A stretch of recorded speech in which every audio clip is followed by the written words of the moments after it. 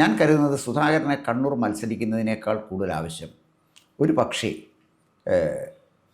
KPCC president സ്ഥാനത്തേക്ക് തിരിച്ചു വരാനായിരിക്കും അദ്ദേഹം ആഗ്രഹിക്കുന്നത്. ഉള്ളിലിരിപ്പം നമുക്ക് മാറ്റി ഇന്ന് 2 ദിവസം മുമ്പ് ഞാൻ അദ്ദേഹത്തോട് മറ്റു ചില മാധ്യമപ്രവർത്തകർ ചോദിക്കുമ്പോൾ അദ്ദേഹം പറഞ്ഞ മറുപടി എന്ന് പറയുന്നത്, അങ്ങനെ ഞാൻ പോകുമായിരുന്നെങ്കിൽ ഇതിനോടകം പോകണ്ടേ എന്നാണ്. സാഹചര്യം വന്നാൽ ആറ്റിങ്ങൽ അടൂർ പ്രകാശ് രാജിവെച്ചിട്ട് മത്സരിക്കണമെന്ന് പറഞ്ഞിരിക്കുകയാണ്, അല്ലെങ്കിൽ കോന്നി മത്സരിക്കണമെന്ന് പറഞ്ഞിരിക്കുകയാണ്. അവിടെ മറ്റൊരു പ്രശ്നം കൂടുണ്ട്. KPCC പ്രസിഡൻ്റായി വരുന്ന ഒരു സുധാകരൻ ഒരു പക്ഷേ കൂടുതൽ കടുപ്പക്കാരനാകില്ലേ? അതേസമയം ഇന്നലെ ഇത്തരം ചോദ്യങ്ങൾക്കാണ് വി.ഡി. സതീശൻ മാധ്യമപ്രവർത്തകരുടെ മുന്നിൽ 24 മണിക്കൂറിനകത്ത് കെ സുധാകരൻ വഴങ്ങുന്നില്ല, വഴങ്ങുന്ന പ്രതീകവുമല്ല. ഒടുവിൽ ഈ കോൺഗ്രസ്സുകാരിൽ വളരെ സീനിയറായിട്ടുള്ള ചില ആൾക്കാരുടെയും കൂടി മുഖം കാണുമ്പോൾ വളരെ സങ്കടകരമായൊരവസ്ഥയാണ്. പലതും പറഞ്ഞു കേൾക്കുന്നു. അടൂർ പ്രകാശ്, ഷാഫി പറമ്പിൽ, സുധാകരൻ, അതിന് സുധാകരനെ മാത്രം ഒഴിവാക്കാൻ ശ്രമിക്കുന്നു. എന്താണ് ഇതിൻ്റെ ഉള്ളിലെ ചില കഥകൾ? മുഖം വിളിച്ച് പറയുന്നത് എന്താണ്? സാറേ, സുധാകരനെ കുറേ കാലമായിട്ട് കോൺഗ്രസ് നേതൃത്വത്തിന് അനഭിമിതനാണ്. കാരണം സുധാകരൻ ഇരുന്ന ഒരു വേദിയിൽ രാഹുൽ ഗാന്ധി അദ്ദേഹത്തെ പരസ്യമായിട്ട് അവഗണിക്കുകയാണ് ചെയ്തത്. എന്നൊരു പരാതി ഉണ്ടായിരുന്നല്ലോ. സുധാകരൻ കോൺഗ്രസിലെ വളരെ സീനിയർ നേതാക്കന്മാരിൽ ഒരാളാണ്.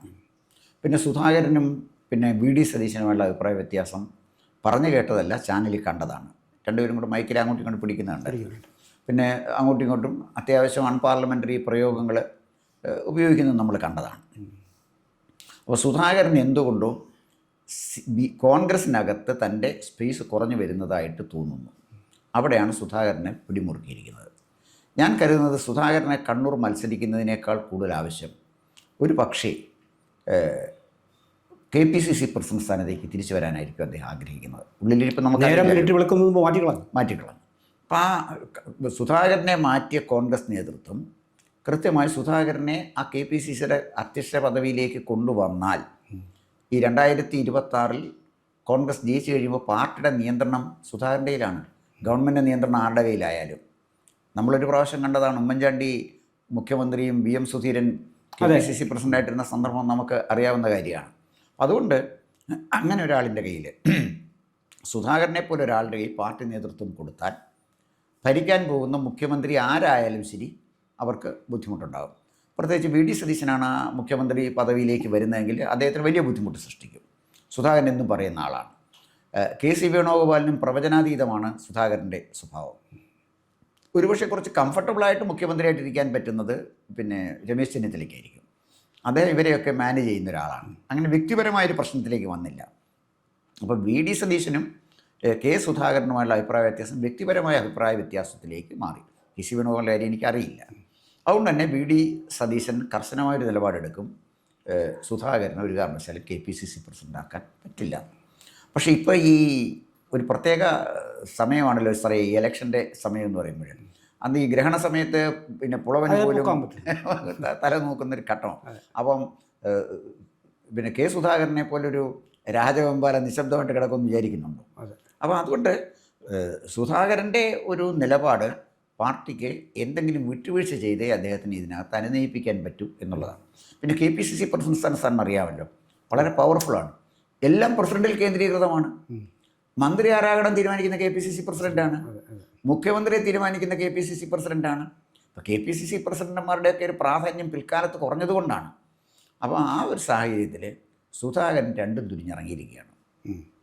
KPCC പ്രസിഡന്റ് പോലും സുധാകരനെ ആക്കാൻ AICC നേതൃത്വം തയ്യാറായില്ല എങ്കിൽ സുധാകരന് എന്ത് നിലപാടാണ് സ്വീകരിക്കുന്നത് നമുക്ക് പറയാൻ പറ്റില്ല. മാത്രമല്ല, ഇത്ര ഒരു സാഹചര്യം ഉണ്ടായാൽ എന്ത് ചെയ്യണമെന്ന് അദ്ദേഹം പണ്ട് പല അഭിമുഖങ്ങളിലും പറഞ്ഞിട്ടുണ്ട്. വേണ്ടി വന്നാൽ ഞാൻ BJPയിലേക്ക് പോകാനും മടിക്കില്ല. ഇന്ന് 2 ദിവസം മുമ്പ് ഞാൻ അദ്ദേഹത്തോട് മറ്റു ചില മാധ്യമപ്രവർത്തകർ ചോദിക്കുമ്പോൾ അദ്ദേഹം പറഞ്ഞ മറുപടി എന്ന് പറയുന്നത്, അങ്ങനെ ഞാൻ പോകുമായിരുന്നെങ്കിൽ ഇതിനോടകം പോകണ്ടേ എന്നാണ്. സാഹചര്യം വന്നാൽ എന്നേ പറഞ്ഞിട്ടുള്ളൂ. അതായത് ഞാൻ ഇതുവരെ പോയില്ലല്ലോ, അപ്പോൾ സാഹചര്യം വന്നില്ല. ഇപ്പോഴും അയാളൊരു ഒരു ചെറിയ ഒരു ഭാഗം ഒഴിച്ചു നിർത്തുകയാണ്. കൂട്ടത്തിൽ ഇദ്ദേഹത്തിന് KPCC പ്രസിഡൻ്റ് ആകുക എന്നുള്ളത് അവിടെ നിൽക്കട്ടെ. പക്ഷേ ഈ സുധാകരനോട് കാണിക്കുന്ന ഒരു അനീതിയില്ലേ സാർ? ഇവിടെ അസമിൽ പ്രിയങ്ക ഗാന്ധിക്കാണ് നേരിട്ട് ചുമതല. അവിടെ ഗൗരവ് ഗൊഗോയ്, സാർ അത് വിശദീകരിച്ചാൽ എന്താ പറയാം? സാറേ, ഗൗരവ് ഗൊഗോയ് MP ആണ്. അദ്ദേഹം ജോർഹട്ട് MP. അദ്ദേഹത്തിനെ വീണ്ടും അവിടെ അസാമിലെ പിന്നെ സ്ഥാനാർത്ഥിയായിട്ട് മത്സരിക്കുക, നിയമസഭാ സ്ഥാനാർത്ഥിയാക്കി മത്സരിക്കുക. പക്ഷേ അതിനകത്തൊരു ഗുണമുള്ളൊരു കാര്യം വെച്ചാൽ അവർക്ക് പ്രിയങ്ക ഗാന്ധിയാണ് ഇലക്ഷൻ നയിക്കുന്നത്. അപ്പോൾ ഏതാണ്ട് 101% പരാജയം ഉറപ്പാണ്. അപ്പോൾ അതുകൊണ്ട് എം പി ഒരു സീറ്റ് നഷ്ടപ്പെടത്തില്ല. പുള്ളി അവിടെ മത്സരിച്ച് തിരിച്ച് ആചാരപരമായ ഒരു ചടങ്ങ് മാത്രമാണ്. അവിടെ പോകുന്നു, നോമിനേഷൻ കൊടുക്കുന്നു, മത്സരിക്കുന്നു, റിസൾട്ട് പ്രഖ്യാപിക്കും, തോക്കും, തിരിച്ചു വരുന്നു. അതിനപ്പുറം. പക്ഷെ സുധാകരൻ്റെ കാര്യത്തിൽ അങ്ങനെയല്ല. സുധാകരനെ അവിടെ പോയാൽ ഇവിടെ വന്നാൽ ജയിക്കും. അപ്പം കണ്ണൂർ ഒരു സീറ്റ് ഒഴിവ് വരും. ആ ഒരു സീറ്റ് ഒഴിവ് വരുമ്പോൾ ഇന്നത്തെ സാഹചര്യത്തിൽ വീണ്ടും ഒരു റീ എലക്ഷൻ വരുമ്പോൾ കോൺഗ്രസിൻ്റെ സ്ഥിതി എന്താണെന്ന് പറയാൻ പറ്റില്ല. എന്നൊരു സ്ഥിതി അവിടെ ഉണ്ട്. ഉറപ്പിക്കാൻ പറ്റില്ല. പക്ഷേ എങ്കിലും കോൺഗ്രസിനകത്ത് ഇന്നത്തെ സാഹചര്യത്തിൽ കോൺഗ്രസിൻ്റെ ഗവൺമെൻറ്റാണ് അധികാരത്തിൽ വരുന്നതെങ്കിൽ കണ്ണൂർ സീറ്റ് കോൺഗ്രസിനെ നിലനിർത്താൻ ബുദ്ധിമുട്ട് വരുമെന്ന് ഞാൻ കരുതുന്നില്ല.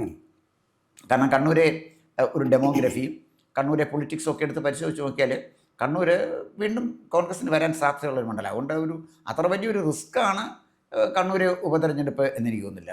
പക്ഷേ വേറൊരു പ്രശ്നമുണ്ട് അതിനകത്ത്. ആറ്റിങ്ങൽ അടൂർ പ്രകാശ് രാജിവെച്ചിട്ട് മത്സരിക്കണമെന്ന് പറഞ്ഞിരിക്കുകയാണ്, അല്ലെങ്കിൽ കോന്നി മത്സരിക്കണമെന്ന് പറഞ്ഞിരിക്കുകയാണ്.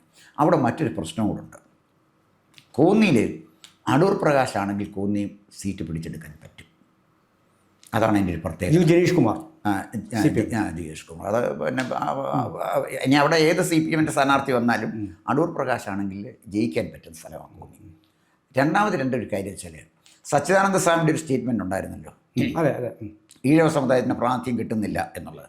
അപ്പം ഇപ്പോൾ ഒരു ഗവൺമെൻറ് UDF-ൻ്റെ അധികാരത്തിൽ വന്നാൽ ആ UDF മന്ത്രിസഭയിൽ ഈഴവ സമുദായത്തിൽ നിന്ന് തലയെടുപ്പുള്ള ഒരു നേതാവ് ഒരു മന്ത്രിയായിട്ട് വരണ്ടേ? അതിനാളില്ല. അതാണ് പ്രശ്നം. അവിടെയാണ് അതിൻ്റെ സ്പേസ് വരുന്നത്. അങ്ങനെ വരുമ്പോൾ മന്ത്രിയായിട്ട് വരാൻ സാധ്യതയുള്ള ഒരാളാണ് അടൂർ പ്രകാശ്. അപ്പോൾ കുറഞ്ഞത് 2 മന്ത്രിമാരെങ്കിലും ഈ കമ്മ്യൂണിറ്റിയിൽ നിന്ന് കൊടുക്കണം. അപ്പം അടൂർ പ്രകാശ് പോലും ഇല്ലെങ്കിൽ ഈഴവരില്ലാത്തൊരു മന്ത്രിസഭ കേരളത്തിൽ വരികയാണ്. അതാണ് ഭാവിയിൽ വലിയ ദോഷം ചെയ്യും. അതുകൊണ്ട് അടൂർ പ്രകാശിന് സീറ്റ് കൊടുക്കും എൻ്റെ വിശ്വാസം അനുസരിച്ച്. അടൂർ പ്രകാശ് മത്സരിക്കുകയും ചെയ്യും. പക്ഷേ അടൂർ പ്രകാശ് തന്ത്രശാലിയാണ്. സുധാകരനെ പോലെ ബഹളമൊന്നും ഉണ്ടാക്കത്തില്ല. അടൂർ പ്രകാശ് വളരെ മൗനമായിട്ടിരുന്ന് അദ്ദേഹത്തിൻ്റെ ലക്ഷ്യം സാധിച്ചെടുക്കുന്നൊരു കാര്യമാണ്. ഈ 2014 2019 അദ്ദേഹം മത്സരിക്കുന്ന ആറ്റിങ്ങൽ മത്സരിക്കാൻ പോകുമ്പോൾ അദ്ദേഹം ധരിച്ചിരുന്നത് ആറ്റിങ്ങൽ മത്സരം ജയിച്ച കേന്ദ്രത്തിൽ മന്ത്രിയാകാമെന്നായിരുന്നു. അതുകൊണ്ടാണ് പോയത്, അല്ലൊന്നും പോവുകയില്ലായിരുന്നു. അപ്പോൾ കേന്ദ്രത്തിൽ ചെന്ന് ഡൽഹിയിലെ നേരിട്ട് കാണുകയും കാര്യങ്ങൾ കാണുകയും പാർലമെൻറ്റ് നടപടികൾ പങ്കെടുക്കുകയും ചെയ്തപ്പം അടൂർ പ്രകാശിനെ ബുദ്ധിമാൻ ഒരു കാര്യം മനസ്സിലാക്കി, ഇനി 100 കൊല്ലത്തേക്ക് പാർലമെൻറ്റിലേക്ക് പോയിട്ട് വലിയ കാര്യങ്ങളൊന്നുമില്ല, എന്തെങ്കിലും എവിടെയെങ്കിലും എത്തണമെങ്കിൽ ഈ കേരളത്തിൽ നിന്ന് കളിച്ചിട്ടേ കാര്യമുള്ളൂ എന്ന് പറഞ്ഞു. അതുകൊണ്ട് ഇദ്ദേഹത്തിന് ഈ പ്രാവശ്യം കൂടെ സീറ്റ് കിട്ടിയില്ലെങ്കിൽ കോന്നി സീറ്റുമില്ല. വേറെ ആരെങ്കിലും ജയിച്ചു വന്നാൽ പിന്നെ 5 കൊല്ലം കഴിഞ്ഞല്ലേ ഉള്ളൂ ഇലക്ഷന്. ഇതാണ് അടൂർ പ്രകാശിൻ്റെ സ്ഥിതി. അതുകൊണ്ട് ഞാൻ ധരിക്കുന്നത്, എൻ്റെ ഒരു വിശ്വാസം, സുധാകരന് KPCC പ്രസിഡന്റ് സ്ഥാനം കൊടുത്ത് അദ്ദേഹത്തെ അനുനയിപ്പിക്കാം. അടൂർ പ്രകാശിന് കോന്നി സീറ്റ് കൊടുത്ത് അദ്ദേഹത്തെ അനുനയിപ്പിക്കാം. പക്ഷേ അവിടെ റിസ്ക് ഉള്ളത്, ആറ്റിങ്ങൽ മുരളീധരൻ നല്ല പ്രകടനം കാഴ്ചവെച്ച സ്ഥലമാണ് കഴിഞ്ഞ പാർലമെൻറ്റ് തെരഞ്ഞെടുപ്പിൽ. അപ്പോൾ അങ്ങനെ വരുമ്പോൾ നല്ലൊരു സ്ഥാനാർത്ഥിയെ BJP നിർത്തിയാൽ അനായാസം ഒരു കോൺഗ്രസ്സുകാരന് ജയിച്ചു വരാൻ പറ്റുന്നൊരു മണ്ഡലമല്ല ആറ്റിങ്ങൽ.